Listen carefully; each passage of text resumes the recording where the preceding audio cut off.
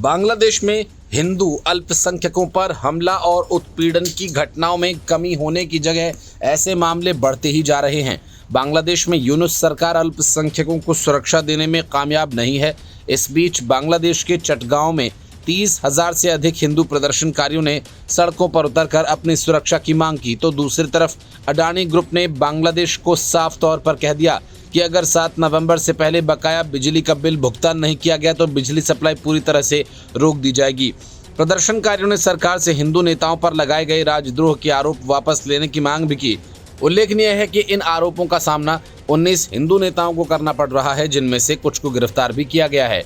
ये आरोप तब लगे जब एक रैली के दौरान एक भगवा झंडा बांग्लादेश के झंडे के ऊपर फहराने की घटना हुई, जिससे सरकारी ध्वज का अपमान माना गया। हालांकि हिंदू नेताओं का कहना है कि ये आरोप झूठे हैं और उनका उद्देश्य केवल समुदाय को डराना है। शेख हसीना के खिलाफ प्रदर्शन के बाद जातीय पार्टी और उसके समर्थकों पर भी हमले बढ़े हैं। जातीय पार्टी का मुख्यालय हाल ही में उपद्रवियों द्वारा आग के हवाले कर दिया गया, जिसके बाद पार्टी प्रमुख GM कादिर ने हिंसा की कड़ी निंदा की। उन्होंने कहा कि जातीय पार्टी अपने अधिकारों के लिए शांतिपूर्ण रैली जारी रखेगी, भले ही इसके लिए उनके समर्थकों को खतरा झेलना पड़े। हिंदू अल्पसंख्यकों की घटती जनसंख्या, उनकी धार्मिक स्थलों और संपत्तियों पर हमलों की घटनाएं बांग्लादेश में एक बड़े संकट का संकेत देती हैं।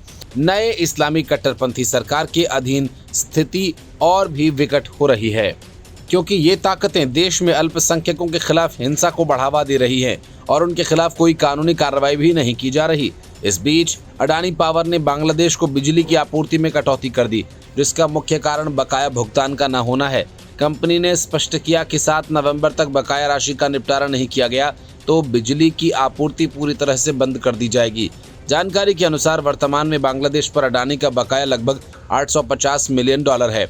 ये एक गंभीर स्थिति है, क्योंकि बांग्लादेश बिजली के संकट से जूझ रहा है और इसकी अर्थव्यवस्था पर इसके कई सारे दुष्प्रभाव पड़ सकते हैं।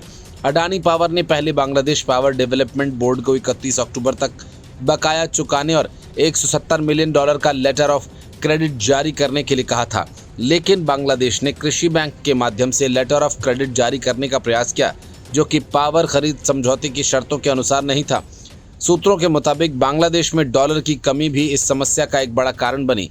ये न केवल अडानी के लिए बल्कि बांग्लादेश के लिए भी एक गंभीर चुनौती है। अडानी पावर झारखंड ने 31 अक्टूबर से बिजली की आपूर्ति में कमी कर दी, जिससे बांग्लादेश में बिजली संकट और बढ़ गया। हाल ही में पावर ग्रिड बांग्लादेश की वेबसाइट पर जारी रिपोर्ट के अनुसार अडानी के गोड्डा प्लांट ने केवल 724 मेगावाट बिजली की आपूर्ति की, जबकि उसकी स्थापित क्षमता 1496 मेगावाट है। जानकारी के मुताबिक अन्य प्लांट जैसे रापल और पावर पहले से ही कोयले की कमी के कारण आधी क्षमता पर काम कर रहे हैं। माना जा रहा है कि बिजली उत्पादन में कमी से देश की आर्थिक स्थिति और गंभीर हो सकती है। बताया जा रहा है कि अडानी पावर को बांग्लादेश से भुगतान में देरी और अनिश्चितता होने के कारण मजबूरी में ये कदम उठाना पड़ा। Bureau report, news of India.